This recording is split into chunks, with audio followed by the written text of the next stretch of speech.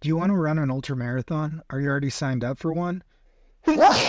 Do you want to set an FKT? Well, here is how to train for an ultramarathon or an FKT and just how to get faster and more successful in your races. So I coach athletes. I've set over 20 FKTs. I have the record on the Colorado Trail, John Muir Trail, Arizona Trail, a number of others. I've done a number of 100 milers, 4 different 200 milers. And this is the general process I go through to get fit and train for a race. So the first thing you want to do is choose the race distance and location that you're looking for and sign up for that race. Put the goal on the calendar and then think about what your goals for the race are going to be. And the style of training is called the least specific to most specific. This is because the furthest away from the race, you're going to be working on the least specific things to that race, but these are also going to be the most specific to building your aerobic level. So you're going to want to work on that intensity, getting that good fitness in check, and being ready to run that race. But you have to start further out with that least specific training so that your ceiling is higher.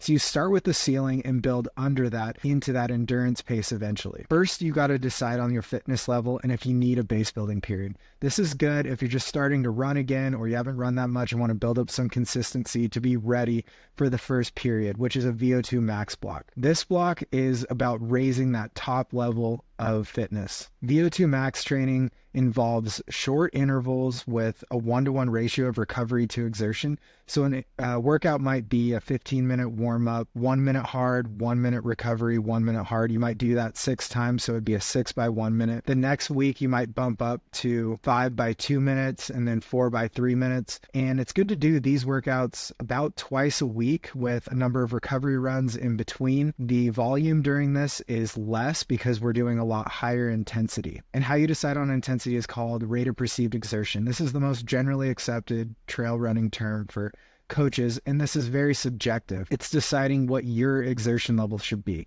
This takes into account if you're having a good day, a bad day, the terrain, uphill, downhill. You should be able to push at that same exertion level. It's not a pace, it's not a heart rate, it's a level that you're pushing at. And this can be applied across all the blocks. And Vo2 Max shows you the top end of that. That's why it's a good place to start, because it is at that 9 or 10 rate of perceived exertion, which isn't quite a sprint, but it's getting really close. And once you know that level, then you can slot in under it when we move into the threshold block, which is longer intervals, but they're less intense. The ratio is 2-to-1 on recovery. So you might do 10 minutes hard and then a 5-minute recovery, 10 minutes hard, 5-minute recovery, 10 minutes hard. That'd be a 3 by 10 minute threshold workout with maybe 15-20 minute warm up, 15-20 minute cool down. Here we're building as high up to that Vo2 Max level as we can in the threshold. Your threshold can't be higher than your Vo2 Max, but it can be up near it. So that's what we're building here. And then from a threshold block, you move into an endurance block. This is where we've gone from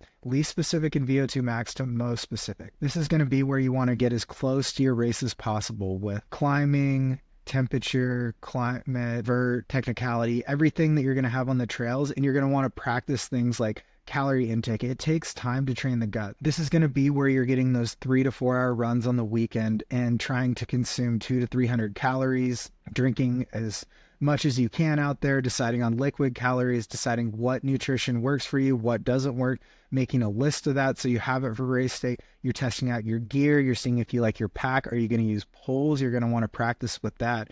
And you're getting used to how it's going to be out there. Near the end of this block, or about a month out from the race, is when I like to put in a training camp.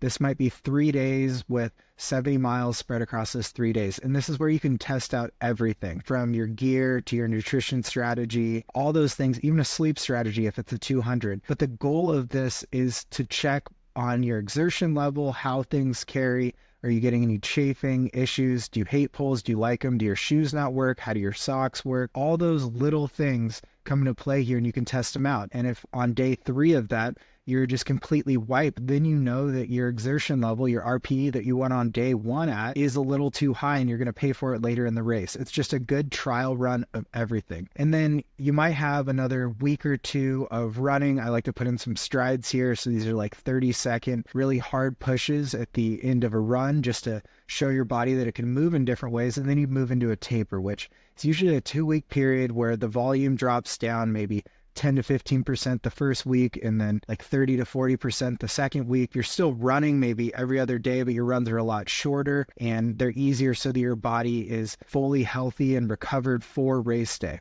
And the big thing I like to put in here is the day before the race to have a shakeout.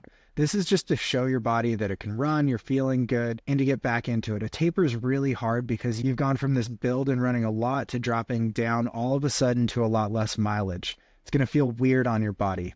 So this shakeout runs a good chance to get the body moving again. And in this taper, it's a good idea to start thinking about visualizing what is going to be out there. What's the start line going to be like? How are you going to be feeling? You've felt some of these things from the training camp, and you have to think about them like when my legs are tired, when my calves are just cramping or sore or not feeling good, how are you going to push through that? Now you know those feelings. You just have to think about it. So when you're in the midst of that and it's hard, quitting's not an option because you already know you can push through it. You have to think about how that's going to feel and how you're going to deal with it when you're out there. And then you move on to race day. This will probably have to be a whole new video, but race day is your chance to have fun and execute your race plan. You're going to want to have that race plan dialed and stick to it, because if you don't, you'll be running with others and running to their race plan, which it may lead to a worse result. You may blow up. You may be slower than you thought you'd be because you're sticking with someone else. This is your chance to execute on all that hard work you've done and dial in those goals that you've solidified, whether it's a process goal of I want to eat 200 calories an hour for at least the first 10 hours, or I want to drink this much, or at this mile, I want to sit down and eat this food so that I'm fueled for the second half of the race. These are all process goals that lead to that outcome goal, which may be hitting a certain time, or having fun and enjoying the race, or feeling strong throughout, or negative splitting it, anything like that. The process goals build on each other to equal that outcome goal. So race day is your chance to execute that. Hope you have a good race out there.